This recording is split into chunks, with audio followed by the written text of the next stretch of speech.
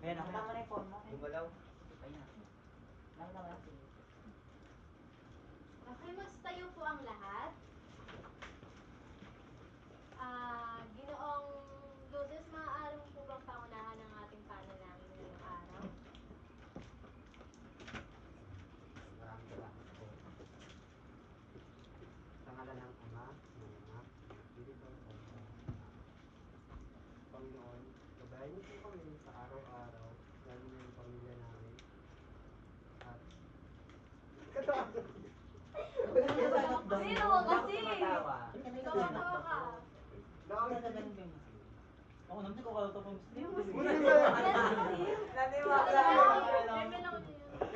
Naniwala rin siya. Ano ba yan? Ulit. Kailangan ko okay. Tapusin mo! Sign of the cross. Hindi po ka nandiyan. Wala ko pinata. Tayo mo talaga. Kaya mo. Yun na malaki. Ay, sorry. Sorry, bro. Okay, mangyaring tumayo po ang lahat para sa ating panalangin. Ginoong Lourdes, mangyaring pangunahan po ang ating panalangin ngayong araw. Ayan. Sinuko po natin ang ating mga ulo at ating dalhin ng Panginoon. Sa ngalan ng Ama, ng Anak, ng Espiritu Santo. Panginoon, gabayan niyo po kami sa araw-araw, lalo na ang aming pamilya. At sa aming pag-iisa na ito, ingatan niyo po kami na hindi mapahamak at lagyan niyo po at bigyan niyo po ng knowledge at wisdom ang mga matuturo magpapakitang turo ngayong araw. Salamat po. Maraming salamat. Sa ngalan ng Ama, ng Anak, ng Espiritu Santo. Ayan po, bago po tayo magsiupo, mangyari pong pakipulot po muna ang inyong mga basura sa ilalim po ng upuan kasi mas maganda pong magturo at makinig kapag malinis po ang ating klase. Magandang buhay sa inyong lahat. Magandang buhay, binibining amor. Okay, umupo na po kayo. Ayan, para ngayong araw po ay meron po kaming inahandang alituntunin para po maging maayos po or sa pagsasaayos po ng ating klase. Mangyaring pakabasa po. Mag-aral ay igalang, oras ay pahalagahan, makisa sa gawain, ipakita ang pagiging aktibo sa bawat talakayan, kaayusan sa klase ay panatilihin, sikapin ang pakikinig sa nagtatalakay. Ayun, maraming salamat. Kaya po nang pakikinig nyo kanina sa unang subject po natin ay inaasahan ko rin po na makikinig po at magiging maayos po ang ating talakayan ngayong araw. So, bago po ang lahat, ay meron po akong inihandang paunang aktibidad po para sa inyo para ilang energizer na rin po at para ganahan po kayo. Nakibasa po ang tanong. Bigyang ganap ang mga linya sa pelikula sa tulong ng mga larawan ng mga batikang aktres sa Pilipinas. Ayun po, meron po ako ditong tatlong larawan kung saan isa po sila sa mga batikang aktres at aktor na kilala po natin. So, kilala niyo po ba sila? Oh. Yes! Baliktad. Ayan. So, nakikilala niyo po ba? Yes! Ayan po. Meron po ba ritong mga mga kilala po or alam po nila yung mga natatanging linya or famous lines po sa mga movie po na to? Sa tatlo po na to. Opo. Sino po na? Okay, Miss Dawang, Mr. Dian, Mrs. Pandit. Sakto po kayo. Ito. Ayan. Ikaw muna. Pwede niyo pong pakilala muna yung yung actor. Huli sa akin. Pwede niyo po sabihin yung kilalang lines po nila. Siya si Nora Alvar. So, ito yung sinabi niya sa pelikula niya. My brother is not a pig. Ang kapatid ko ay tao. Hindi baboy ramo. Yes! Wala ko, Mrs. Balgon? Lagi wala. Piano Pascal or Papa P. Anong karapatan mong hingin ang bagay na pinagdamot mo sa akin? I deserve an explanation. I deserve an acceptable reason. Piolo Asmargo. Yes! ko po ba matawagan si Glo? Wala ba? Oo, wala. Walang Hindi kailangan. lang kailangan pupunahin ng supporting ng car. Kailangan sa party actor. Yay! Sampol, sampol. Di ba gagawin niya? You're nothing but a second-rate, trying hard, copycat!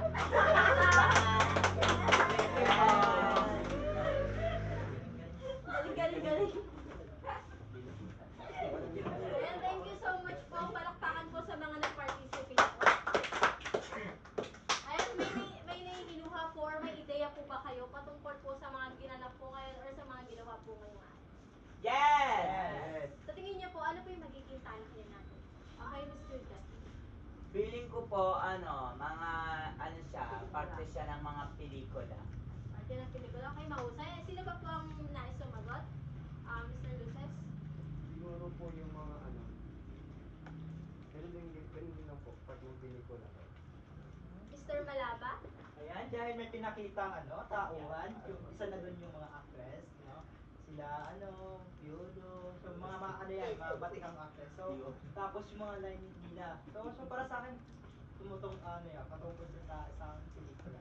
Okay, palakpakan po natin si Mr. Malaba. Ayan, ang tatalakayin po natin ay Mr. Gitman.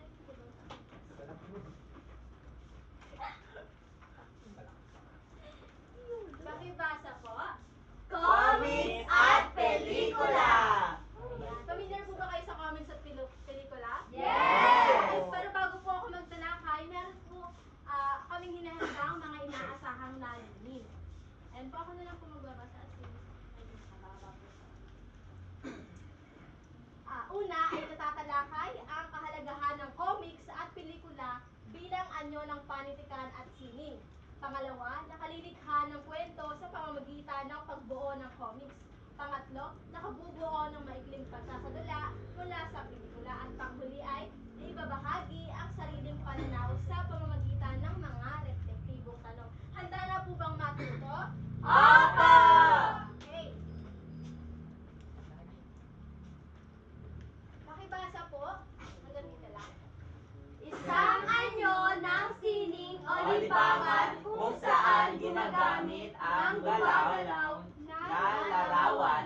Ito'y kilala rin bilang sine o panikalang taing. Alam niyo po ba yung pelikula? Pag sinabi pong pelikula, ano po yung unang pumapasok po sa isipan niyo? Mr. Malaba? Action. Action, okay. Sino pa po? Mr. Luces? Drama. Drama? Mr.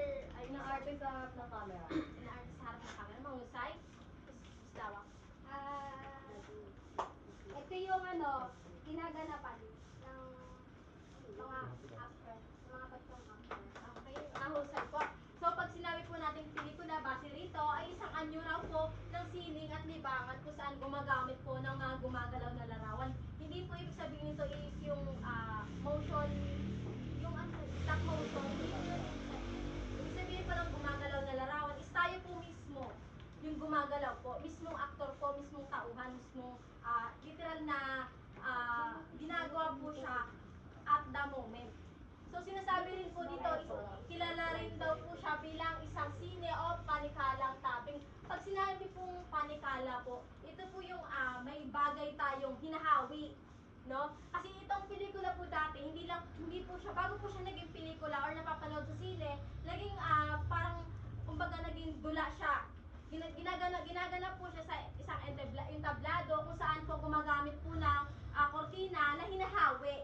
Ganun po. Pagka sinabing panikalang tabing yung harang. Yes. Pag sinabing panikalang tabing, harang or kortina na hinahawi. Naiintindihan niyo ba? Okay. Pangalawa naman po ay ang comics. Pakibasa po. Grafikong medium na gumagamit ng salita at larawan upang magkwento. Okay. Pag sinabi pong comics, ano po naiisip niyo pag sinabing comics? Nakalagay siya sa akin talaga. Tingnan mo pa. Hindi masama sa akin yun. Kapag usually na akin, akala ko yun. Sige na ako, sorry. Okay, sumunod naman po sa comics. Pakibasa po.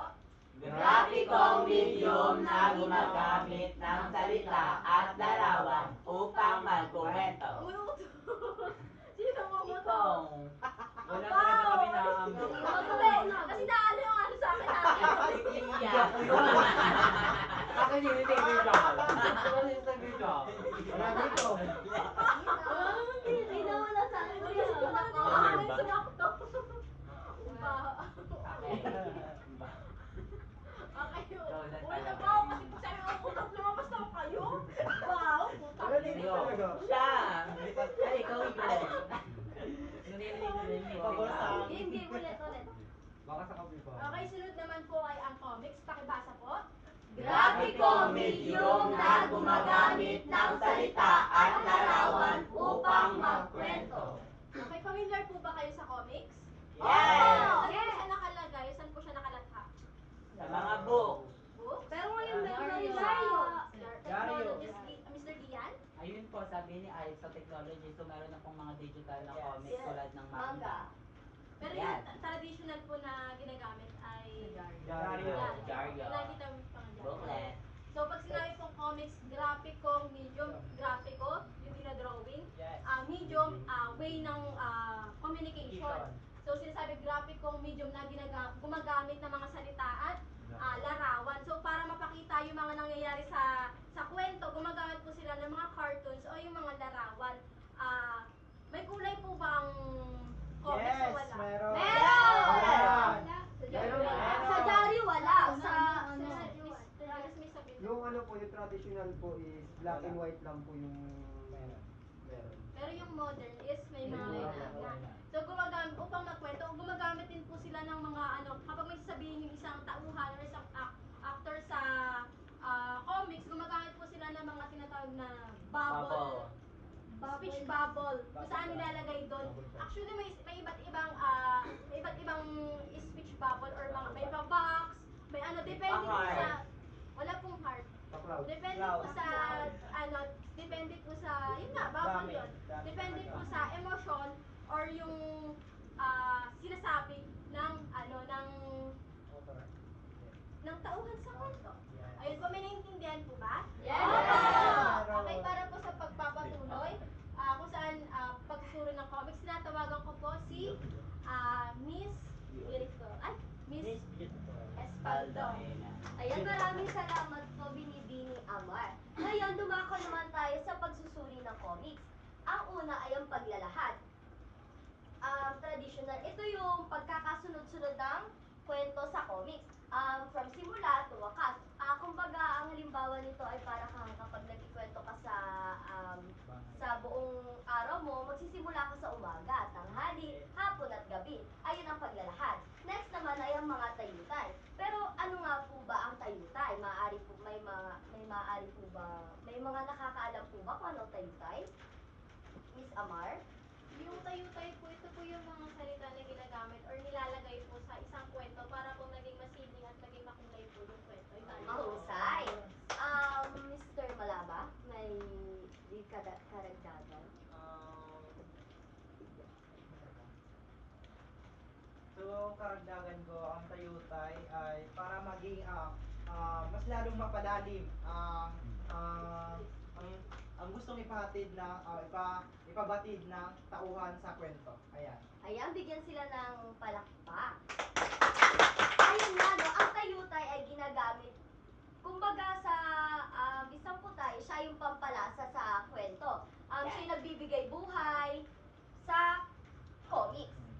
Meron dito yung pagtatanong, simile-rhetorical na tanong, at litotes. May tiyan dito, nagkamali lang.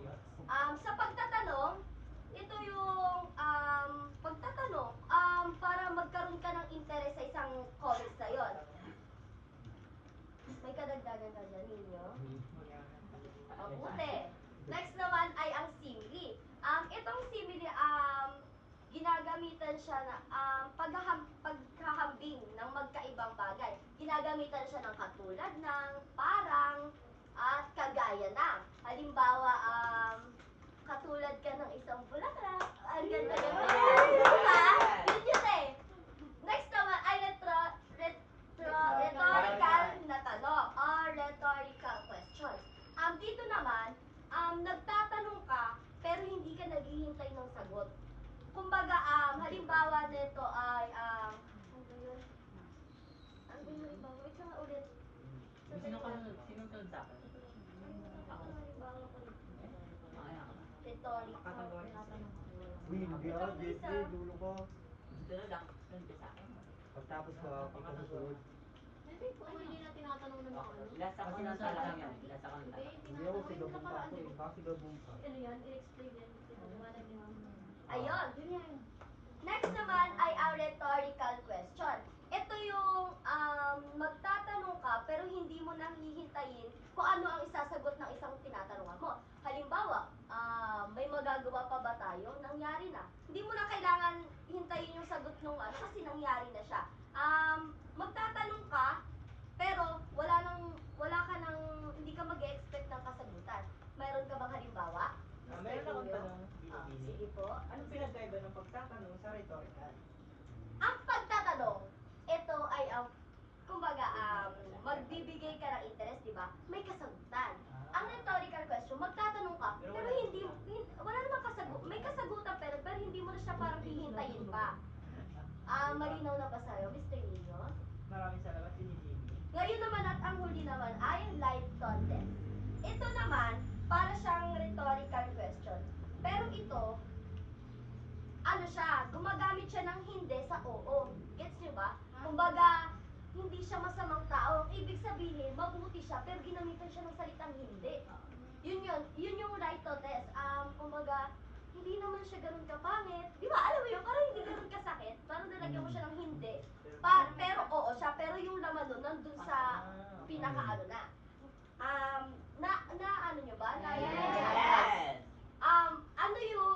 Ano yung katulad ng gaya ng ano yun? Sige! Yan, tama. Ano naman yung kapag nagtatanong ka pero hindi mo kailangan ng sagot? Rhetorical question! Ano naman yung may question pero hindi ang nasa unahan? Kumbaga, nandun na siya pero hindi ang Alright, oh. Ayan, tunay ang may natutuhan kayo sa akin. Para naman sa pagpapatuloy, tinatawagan ko si Binibining Christine. Sa pagpapatuloy, andyan ang sa isa sa mga pagsusuri ng comics, andyan ang puna or pansin. Diyan ay mabilis at maayos ang lalo ng istorya, mapa-traditional yung paglalahad nito. At dito nga realistiko kung saan nakaka-relate yung mga nagbabasa nito. And yung mga, at sa tulungan ng tayutay, mas nagiging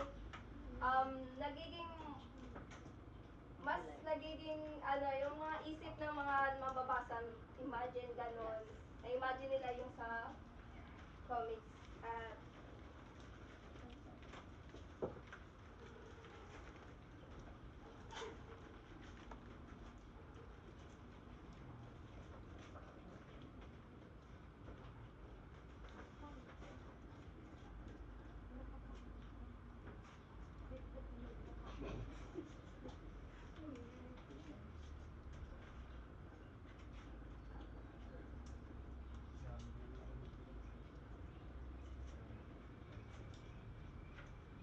Ayan, ang susunod nga ay ang teryoryang makapaloob sa kapaloob.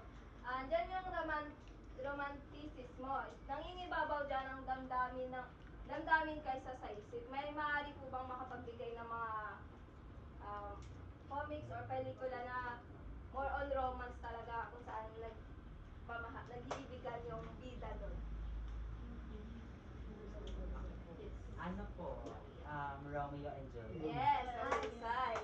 Binibining, Si Adan at si Eva. Yes, diba? So, nauna naman po ba no, nangingibabaw yung damdamin sa isang comics o pelikula. So, sa realismo naman, ipinapakita ang tunay na karanasan ng tao from the word reality. Yun. Halimbawa nga dyan yung mga yung tagumpay kung saan parang sa pag-aaral lang yan eh. Di ba may mga working student, habang nag-aaral sila, nagtatrabaho. Yun nga, no, pag pinagsumikapan lang nila, magtatagumpay din sila. Sa sunod naman ay ang bisang pampanitikan. So, sa isip, Ay, ito hindi sa pampanitikan. Yan yung epekto ng mga mambabasa kung saan after nilang babasa isang akda. So, sa isip yan, dyan yung mga aral, mga aral na mapupulin nila after nila mabasa. Sa damdamin naman, yes, mararamdaman yung magbubukas sa mga emosyon nila kung saan may mga relate din daw. At last naman dyan sa kaasalan, kung saan dyan yun yung kung anong pinapakita or pinapakita ng values, pinapakita yung mga values, ang pinapakita nilang kaasalan, kung saan pwede rin maging maganda or negative sa pambabasa. Yun lang. At ngayon naman tinatawag si Binibini Ira para magpatuloy. Ayan. Ngayon naman po ay tumungo tayo sa mga uri ng tayutay.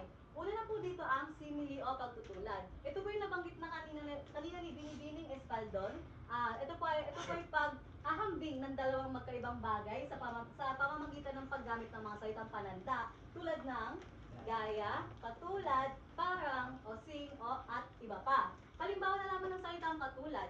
Halimbawa, siya ay katulad ng kandilang unti-unting nauupos. Ang buhay ng isang tao ay inahalin tulad o inahambing sa kandilang nauupos gamit ang salitang pananda o salitang katulad. Naiintindihan po ba? Yes! May po mabigyan ng halimbawa ng simile. Gagamit ka ng mga salitang pananda tulad ng gaya ng, parang, gano'n. Okay. Si Rico parang si Flash kung magalit. Yun! Mga bibigyan ng palakpak. Yan, naiintindihan po ba ang simile? Ginoong Luces, meron mo ba idadagdag?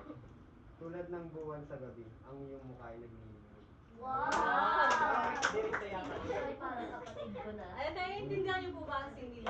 Yes! Sunod naman po ay ang metapora o pagwawangis. Dito naman po ay direktang inihahambing ng dalawang magkaibang bagay nang hindi gumagamit ng mga salitang pananda. Kung sa simile po ay gumagamit ng mga salitang pananda upang maghambing, sa metapora naman po ay hindi na gumagamit, direktang inihahambing na. Halimbawa na lamang, ang buhay ng isang tao ang buhay ng tao ay parang hindi gumagamit pa ng Ang buhay ng isang tao ay isang gulong, minsan na sa taas, minsan ay nasa ibaba.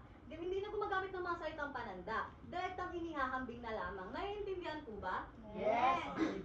Sunod naman po ay ang metanomiya. Ito po yung pagpapalit-tawag. Pagpapalit-tawag kung saan ang isang bagay o isang salita ay kinakatawan ng isang salita na malapit o may kaugnayan dito. Halimbawa, tinanggap niya ang corona ng Miss Universe. Yes. Ang salitang corona po ay tumutungkol sa titulo o tagumpay. Imbis na gamitin ang tagumpay o titulo, ginamit na lang ang corona na pagpalit-tawag upang mas maganda o makulay ang isang pangungusap. Naiintindihan po ba? Yes! Sunod naman ang synecdoche. Ang synecdoche naman po, ito naman po yung pagtukoy sa kabuuan sa pamamagitan ng isang bahagi o pagtukoy ng isang bahagi sa pamamagitan ng kabuuan.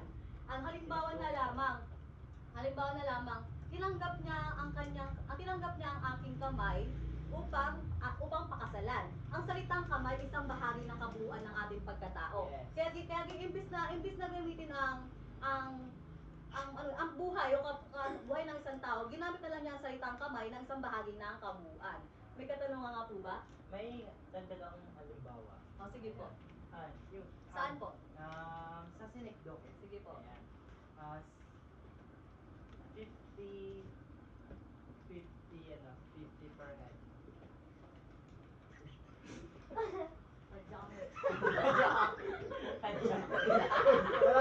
Malayo. Dali ka mga head. 50 per head. Yun yung sa entrance kapag may pagpapasukan kang isang halimbawa na sa swimming pool, hindi naman kaya sa mga kanito? Tama na ninyo muna. Sige na. Ayun. Eh, naiintindihan niyo po ba ang mga uri ng tayutay? Yes! Ngayon naman po ay tinatawagan ko si Ginoong Luces para sa pagpapatuloy. Hindi sabi nakatawag kaya head. Di ba? Pukpok ulo mo. Representative ng buong Manila. Pukpok ulo mo. Yun. Nakuha. Ayusin na mo nga dyan. Ano? Sino niya? Dito ko na lang bibigay. Ano yan? Anong sunod ka? Wala ako dyan. Tanggalin mo yung pelikula ko. Tanggalin mo ito. Synthesis lang ako. Pagtapos ang katan siya. Hindi niya. Hindi niya naman. Sorry po. Go, proceed.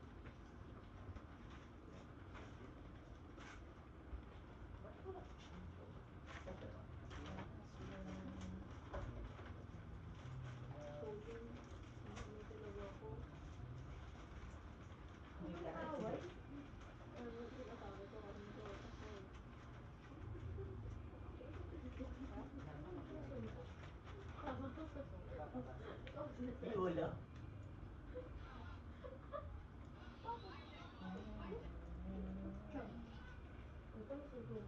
Tititigan ko sila. Teka lang. Akin naman yung cellphone ko. May cellphone ko. Ito po. Kalimutan ko yung dulo. Sabatin mo muna ako pero.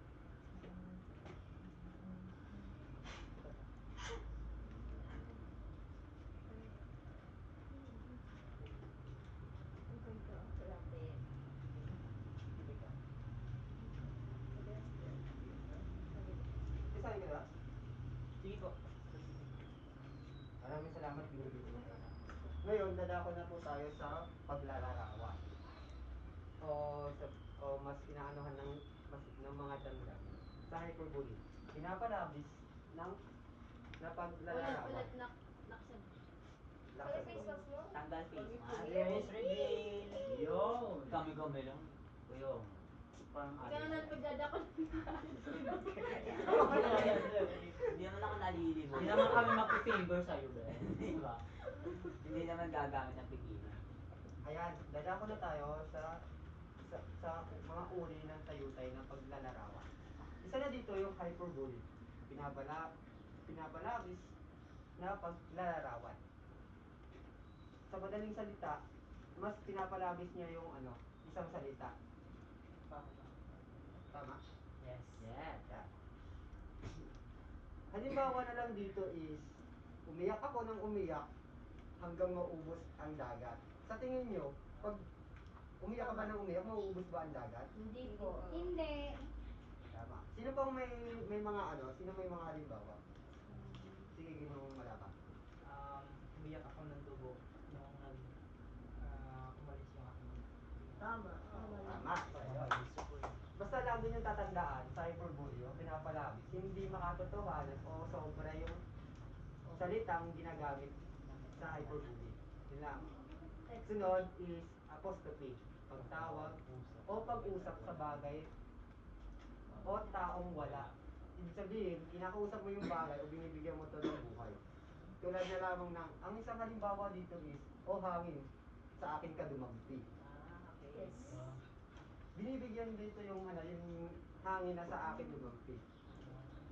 Sige, ginawang wala pa. Meron pa ko bang Otokso, layuan mo ako. Tama ba? Ay, hindi po. Ay, hindi siya. Pero pwede, maaari. Ay, tama. Oo, di ba? Pagtawag. Basta tatandaan sa apostrophe, may mga salitang o at o sa unahan. Yan yung makikilala yung apostrophe. Ito. Magkita na tayo, please. Yun yun. Magkita na namimiss. Hindi. May O. May o, pero ang ibig sabihin is, bibigyan mo ng buhay ang isang bagay. Na hindi Okay. O kaya, o Diyos, sa akin, pagpakita ka sa akin. Alright. Alright. Mas naintindihan mo na kung ba binibili kayo. Opo. Buti. Susunod naman ay expression o matinding damdamin.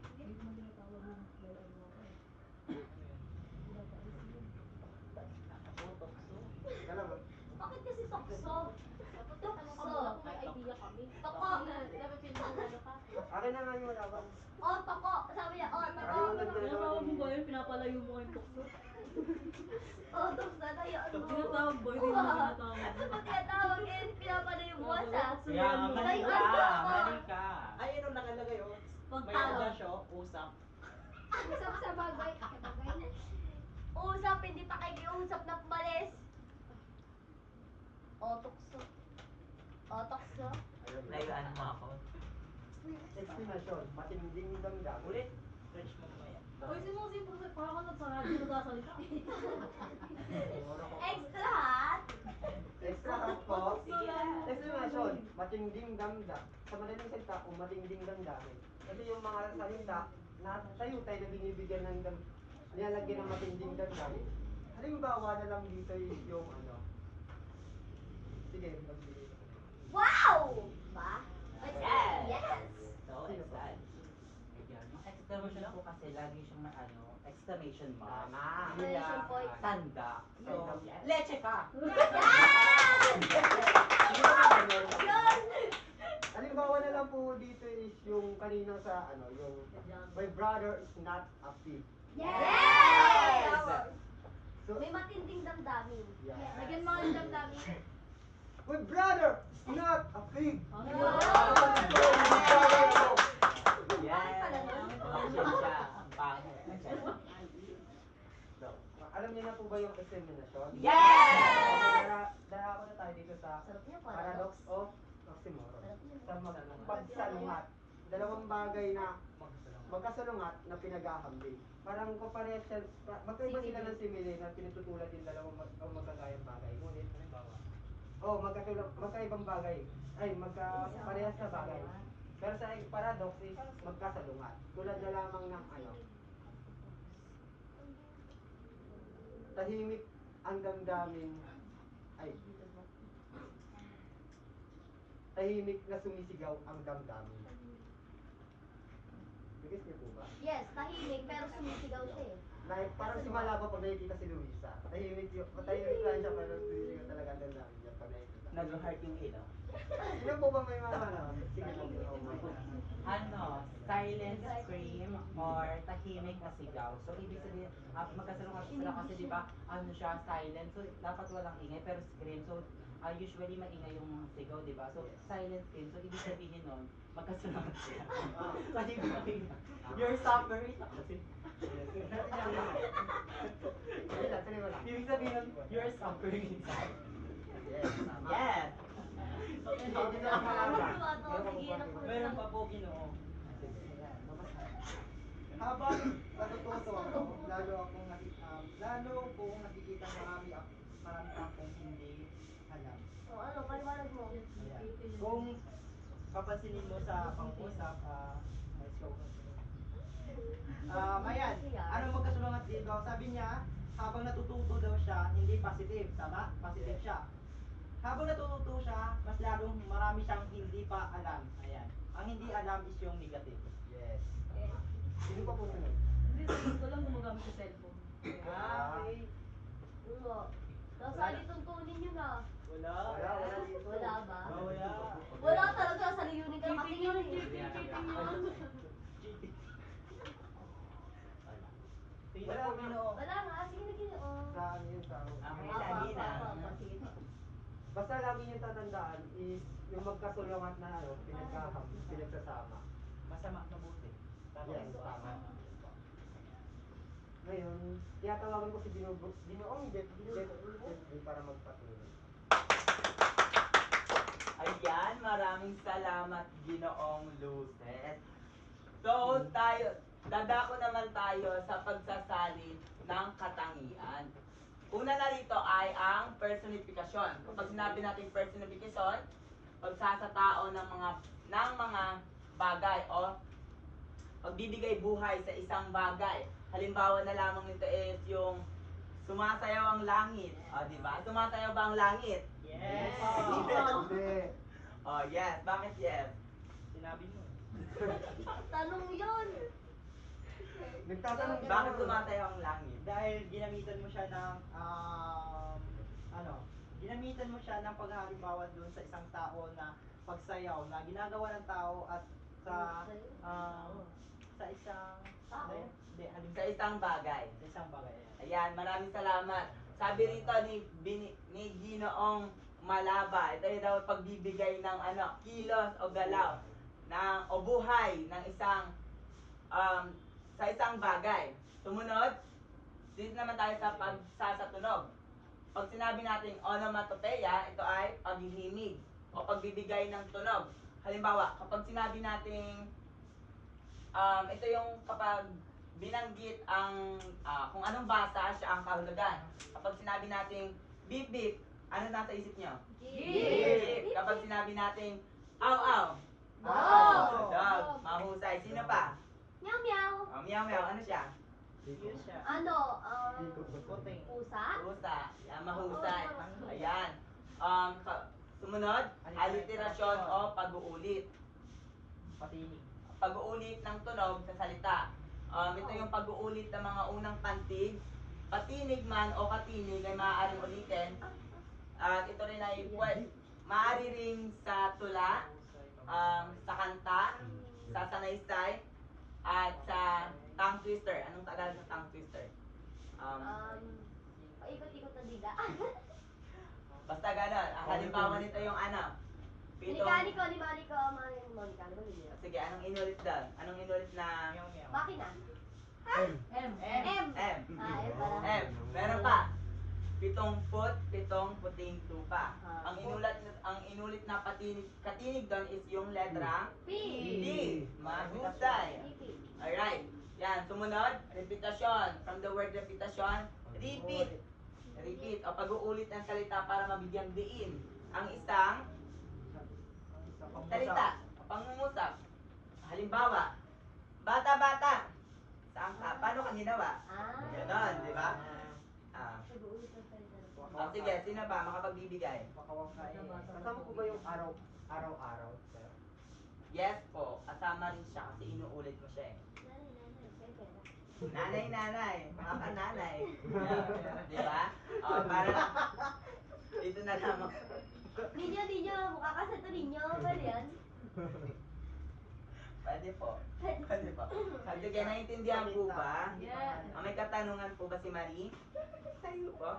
Bilang clarification po sa sinabi ni Mr. Lucis, ang araw-araw po ay hindi isang uri ng repetasyon, kundi isang uri ng salita. Kapag, sige nga, araw-araw. Magagamit mo ba siya sa, ano ng English ng araw-araw? Araw-araw, hindi araw. San? Everyday. Everyday or daily, di ba? Ibig sabihin, gagamitin natin siya ng buo. Pag sinabi ba natin daily, araw, pag sinabi, araw ako naliligo. Anong ibig sabihin nun? Araw ako naliligo. Di ba parang ang incomplete, parang ang strange niya pakinggan. So, gusto ko lang po linawin na yung araw-araw po ay hindi po isang uri ng repetasyon. Thank you po, Miss Okay Lee. po. Naintindihan po ba ang sinabi ni Binibining Lily? Yes! Ayan, sige, kapag sinabi natin personification, ano ito? Magsasatao! Kapag onomatopeya, Pagbibigay ng tunog! repetasyon, Pag-ulit ng tunog sa salita! aliterasyon, Pag-ulit ng salita para bigyan ng diin. yun lamang po para sa talakayan na ito. Maraming salamat po. Tinatawagan ko si Ginoong Gian para sa panghatang gawain. Ayan. May natutuhan po ba tayo? Yes! Kaya po bang i-apply ang natutuhan? Yes! Dahil kaya nyo i-apply ang natutuhan, mayroon akong inahandang aktibidad upang mas mapalinang inyong kasanayan. Ito ay tinatawag kong guhit-guhit dula-dula. Maaari po bang pakibasa ang panuto? Hatiin sa dalawang grupo ang buong klase. Ang unang pangkat ay bubuo ng comics at ang pangalawang pangkat ay gagawa ng maikling pagsasadula mula sa isang pelikula. Ayan, so hatiin ko po kayo sa dalawang grupo. So bali ito po ang group 1 at ito ang group 2. So para sa group 1, kayo po ay gagawa ng comics. Para po sa group 2, kayo ay gagawa ng pagsasadula. Pero bago ang lahat, meron po tayong rubrics na kailangan i-follow para maging mataas ang ating marka. Pakibasa nga po ang rubric. Basahin muna ang pamantayan, sumunod ang description at sunod ang score. Unahin po muna ang unang pamantayan hanggang sa pinakadulo. Go! Okay. Nilalaman, malinaw, makabuluhan, at nakaayon sa halin. 10. Then, Pagkamalikhain, Orihinal, malikhain, at kaaya-ayang panoorin o basahin. 10. Organisasyon. Maayos ang pagkakasunod-sunod ng kwento, pangyayari, madaling intindihan. 10.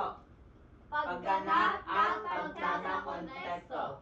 Epektibong pagpapahayag sa wika, tayutay, pag-arte o larawan. 10. Kooperasyon. Nakita ang pagtutulungan at naipakita ang aral o mensahe. 10. Kabuuang score. 50.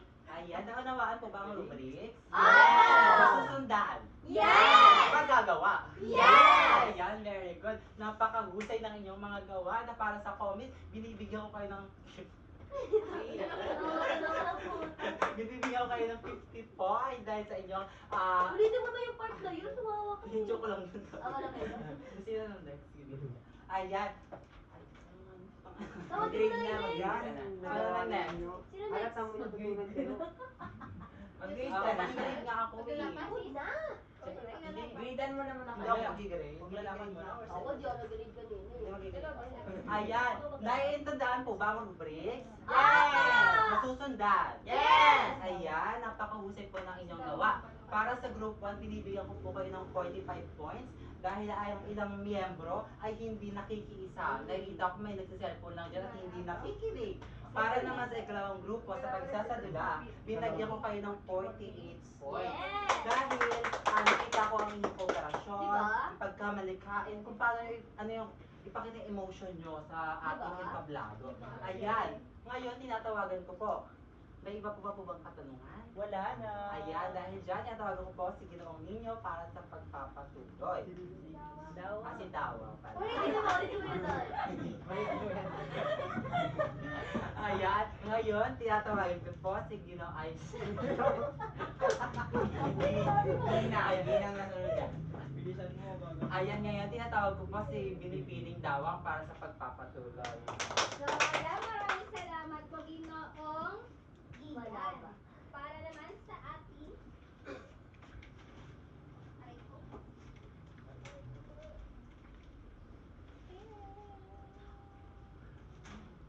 Ayaw niya Ayan! Meron ka ba?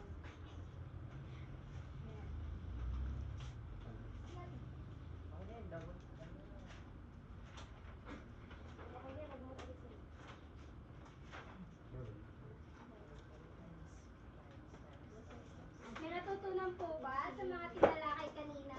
Oh! Kung ganon, meron akong mga katanungang inihanda para sa inyo. Basahin niyo po yung panuto ng sabay-sabay. Sagutan ang mga sumusunod na tanong. Hindi ko na ka. Synthesis Paggalaman mo na ba? Sabay. Hanapin, nandiyan lang yan. Ang galing. Ang ganda naman ng tono niya eh. Sino nagsulat niya? Oy! Oh, ito sa Oo. May approve. May approval yun. Parang printed na. Pangit, gago. Sino may sulat yan, no? May walang font. Ito yata kaya nito, Jet Li. Ito. Ano yan? Di ba, Jet Li? Tutulad yan no? Okay yan, okay. Kagiyan niya. Oy! Wala tawag! Wala kumang Kaya yan yan. Ito sulat ko to guys ha, baka malito kayo. Ay, kasama. Printed. Printed yun eh. Hello? Parang printed yung ano ah. Synthesis ah. Ayun, Ikaw generalization mo Ano na ba ako kanya? yung ano. Ano ba Ang tanong? nalamat. Ano tanong yun, be? Ano ba? Ako meron pa ba siyang papel, ha? Wala yan, no? Ito, ano to? Hindi yun. Hindi. Kanina yan. Baka dyan, pula. Nasulat yun? Oo. Wala niya yung kanina. Wala nga Ano ako kasi kanina. dapat yung ano Wala. nyo?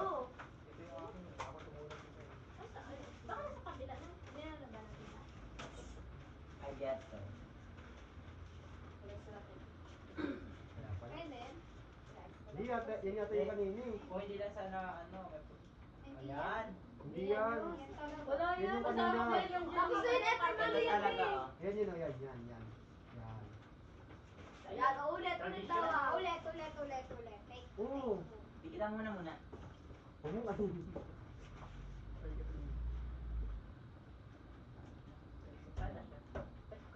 Asa na yung kape pa? Ayun, pelikula. Pelikula nga. Comics at pelikula. So, ayan. May natutunan po ba sa ating pinalakay kanina? Yes! Kung ganon, meron akong hinandang katanungan para sa inyo. Pakibasa nga po ng sabay-sabay ng panuto. Sagutan ang mga sumusunod na reflektibong tanong. Pakibasa ng number 1. Sa iyong palagay, paano nakatutulong ang comics at pelikula sa mas malalim na pag-unawa sa ating kultura, kasanayan, tradisyon at pagkatao bilang isang Pilipino? Yan, para sa inyo. Paano nakakatulong ang comics at pelikula sa mas malalim na pag-unawa sa ating kultura, kasanayan, tradisyon, at pagkatao bilang isang Pilipino?